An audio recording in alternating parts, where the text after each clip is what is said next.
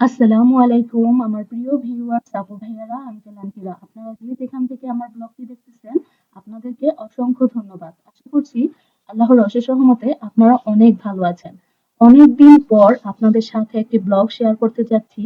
ইদানিং একটু বেশি অসুস্থ ছিলাম আর একটু ব্যস্ত ছিলাম, এই জন্য হচ্ছে রেগুলার ভিডিও শেয়ার করা হচ্ছিল না, আর এখন থেকে আর রেগুলার ভিডিও দিব না। তো যতটুকু পারি দেওয়ার চেষ্টা করব। তো প্রিয় আপু ভাইয়ারা, এই যে এই প্রচন্ড গরমের মধ্যে আপনাদের দিনকাল কেমন কাটছে? খুবই অসহনীয় আর খুবই বিরক্তিকর, ঠিক না? এই গরমে আসলে কোনো কিছুই খেতেও ভালো লাগে না, মানে কোনো কিছু পরাও যায় না। রেগুলার ওয়ারের যে ড্রেসগুলা থাকে বাসায় পরার জন্য ওইগুলা পরলেও যে দেখা যায় যে একদম ঘামে ভিজে একদম চুবু হয়ে যায়, যেমন মনে হয় যেন এইমাত্র গোসল করে আসলাম আর কি, এরকম দেখা যায়। তো সারাদিনই কিন্তু মানে এরকম গরম। তো আমাদের এদিকে হচ্ছে টেম্পারেচার 38 ডিগ্রি সেলসিয়াস। তো জানি না, বাংলাদেশ মনে হয় মরুভূমি হয়ে যাবে, মরুভূমির মতো তাপমাত্রা। তো আজকে সকালবেলা ভাবলাম যে একটু ময়দার সেমাই রান্না করি। তো ময়দার সেমাইটা আসলে ছোটবেলায় আমি একদমই খেতে পারতাম না। ছোটবেলায় হচ্ছে আমার পছন্দের এখনো পর্যন্ত সেমাই ছিল হচ্ছে লাচ্ছা সেমাই আর হচ্ছে বালমি চিলি বা সোনের সেমাই। তো এখানে হচ্ছে আমি আন্দাজ করে নিয়ে নিচ্ছি একটু 200 গ্রামের থেকে একটু বেশি সেমাই নিছি আর কি। তারপর একটু গরম খোলার মধ্যে টেলে নিছি, তারপর হচ্ছে পানি দিয়ে ধুয়ে নিছি। আর এখানে হচ্ছে 1 লিটারের থেকে একটু বেশি দুধ হালকা একটু মানে বলক 2-3 বার বলক আসার পর আমি হচ্ছে পরিমাণ মতো আমাদের স্বাদ মতো হচ্ছে চিনি দিয়ে দিছিলাম। তো চিনিটা দিয়ে যখন হচ্ছে চিনিটা ভালো করে গলে গেছে তখন কিন্তু আমি দিয়ে দিছিলাম সেমাইগুলা। তো সেমাইগুলা দিয়ে কিন্তু একটু বেশ কিছুক্ষণ হচ্ছে সিদ্ধ করে নিতে হবে, কারণ এটা কিন্তু লাচ্ছা বা সেমির সময় মতো না যে দিলেই সাথে সাথে হয়ে যায়। ময়দার সেমাই যেহেতু ময়দা দিয়ে তৈরি, সিদ্ধ হতে কিন্তু একটু সময় লাগে। আর এদিকে হচ্ছে নুডলস রান্না করে নিতেছি। এই নুডলসটা হচ্ছে সেই 4 মাস আগে হচ্ছে আনা হয়েছিল, জানুয়ারি মাসে। তো এই জন্য ভাবলাম যে আজকে সকালবেলা এমনিতেই অনেক গরম, তো রুটি ভাজি বা পরোটা ডিম পোস্ট এগুলো না করে হচ্ছে একটু নুডলস করি আর হচ্ছে একটু ময়দা সেমাই রান্না করি। একটু সেমাইটা হচ্ছে ঠান্ডা ঠান্ডা করে তারপর খেলে কিন্তু খেতে ভালোই লাগবে। আর একটু ঝটপট করে একটু নুডলস বানিয়ে নিই। তো এখানে হচ্ছে আমি 2টা পেঁয়াজ কুচি, একটু আলু কুচি, তারপর হচ্ছে টমেটো কুচি আর 2টা ডিম দিয়ে কিন্তু নুডলসটা রান্না করে নিচ্ছি। তো একটা সময় ছিল যখন হচ্ছে আমি প্রচুর পরিমাণে নুডলস খেতাম, পছন্দ করতাম। তো এখন হচ্ছে আর আমি ওরকম ভাবে নুডলস খাই না, পছন্দ করি না। মানে আমার ওয়েটটা যেহেতু অনেক বেশি, এমন অনেক অনেক খাবার আছে যেগুলো হচ্ছে আমার অনেক বেশি পছন্দের কিন্তু আমি হচ্ছে খেতে পারি না। নুডলসের সাথে হচ্ছে আমি আলু কুচিগুলোকে সিদ্ধ করে নিছি, কারণ এখনকার আলু সিদ্ধ হতে অনেক বেশি টাইম লাগে, এই জন্য হচ্ছে আলুটাকে নুডলসের সাথে দিয়ে সিদ্ধ করে নিছি। তারপরে তো তেলের মধ্যে পেঁয়াজ কুচি, টমেটো কুচি, কাঁচামরিচ কুচি আর হচ্ছে 2টা ডিম দিয়ে হচ্ছে ভাজা ভাজা করে নিব। আর ডিমের সাথে হচ্ছে দিয়ে দিছি নুডলসের মশলা। তো নুডলসের মশলা, পেঁয়াজ কুচি, আলু কুচি, ডিম, টমেটো এগুলো দিয়ে যখন ভাজা ভাজা করে নিছি তখন হচ্ছে ডিমটা দিয়ে কিন্তু সাথে সাথে একদম খুন্তি দিয়ে হচ্ছে নাড়াচাড়া করতে হবে, তাহলে হচ্ছে একদম স্ক্রাম্বল হয়ে যাবে। তো ডিমটাকে ভালো করে হচ্ছে ভেঙে নিছি, মানে ঝুড়ি ঝুড়ি করে নিছি। তারপর হচ্ছে সিদ্ধ করে রাখা নুডলস আর হচ্ছে আলুটা দিয়ে দিছি। তো আমি কিন্তু এভাবে নুডলসই বেশিরভাগ সময় রান্না করি। আর নুডলসের সমস্ত সবজি হচ্ছে একদম হয়ে যাওয়ার পর তারপর হচ্ছে আমি নুডলসটা এড করি। আর নুডলসটা দিয়ে হচ্ছে আমি বেশিক্ষণ রান্না করি না, জাস্ট মিক্স করে হচ্ছে আমি নামিয়ে নেই। ময়দার সেমাইটা রান্না হয়ে যাওয়ার পর আমি ফ্যানের নিচে রেখে দিয়েছিলাম। সেমাই জিনিসটা হচ্ছে একটু ঠান্ডা ঠান্ডা খেতেই আমাদের ভালো লাগে। তারপর কিন্তু আমি উপর দিয়ে পানিতে ভিজিয়ে রাখছিলাম কিশমিশ, তো সেই কিশমিশ গুলো হচ্ছে উপর দিয়ে দিছি। আর কিছুটা কাজু বাদাম কুচি করেও হচ্ছে দিয়েছিলাম।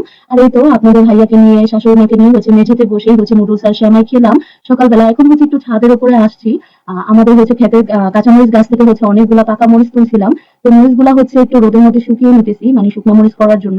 তো যেই পরিমাণ গরম আর যেই পরিমাণ রোদ, আমি ছাদের উপরে এসে হচ্ছে আমি যে ভিডিও করতেছিলাম মোবাইলের স্ক্রিনে হচ্ছে আমি কিছুই দেখতেছিলাম না, এত রোদে।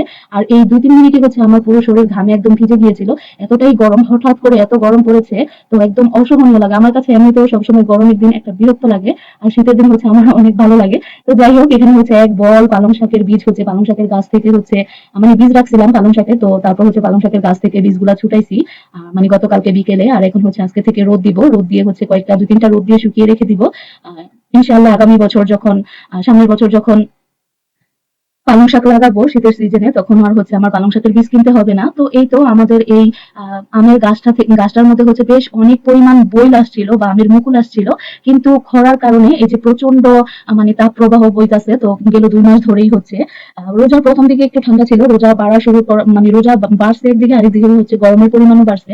তো আমাদের গাছ থেকে মানে গাছে আম টিকে নাই, যে কয়টা আম গুটি হয়েছে বেশিরভাগ আম হচ্ছে ঝরে পড়ে গেছে।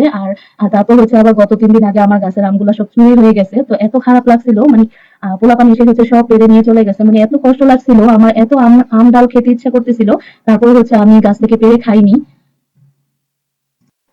চোরদের থেকে যে কয়েকটা আম হচ্ছে রাখতে পারছি বা রক্ষা করতে পারছি, তো সেই কয়েকটা আম তো পেড়েই ফেলছে। তো সেই আমগুলা হচ্ছে ছিলে ফ্রিজে রাখছিলাম। তো সেখান থেকে আম বের করে নিছি, আম ডাল রান্না করব। আর তারপর হচ্ছে একটা ছোট আম পড়েছিল পাকার মধ্যে, তো সেটা এনে হচ্ছে কেটে খেয়ে নিলাম। আর এদিকে হচ্ছে আলু সিদ্ধ বসায় রেখে গিয়েছিলাম, আলু সিদ্ধটা হয়ে গিয়েছে। আর ডাল ধুয়ে আনলাম, ডাল ধুয়ে হচ্ছে বসিয়ে দিলাম।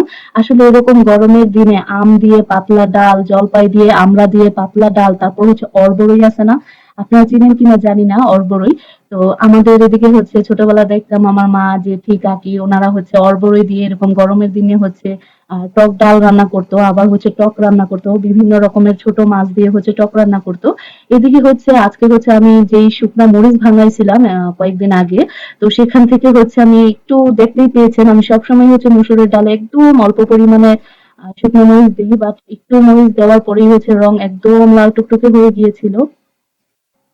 মরিচগুলা এত পরিমাণ ভয়াবহ ঝাল হবে সেটা হচ্ছে আমি বুঝতেও পারি নাই। তো আমরা একটু ঝাল বেশিই খাই। তো সেই পরিমাণ সেই আন্দাজ করেই হচ্ছে সবগুলা তরকারিতে হচ্ছে আমি মরিচ দিছি। বাট এই নতুন মরিচ যে এত পরিমাণ ঝাল হবে, মানে পরিমাণে এত কম কিন্তু রঙও এত সুন্দর আর ঝালও এত বেশি হবে আমি তো বুঝতেই পারি নাই।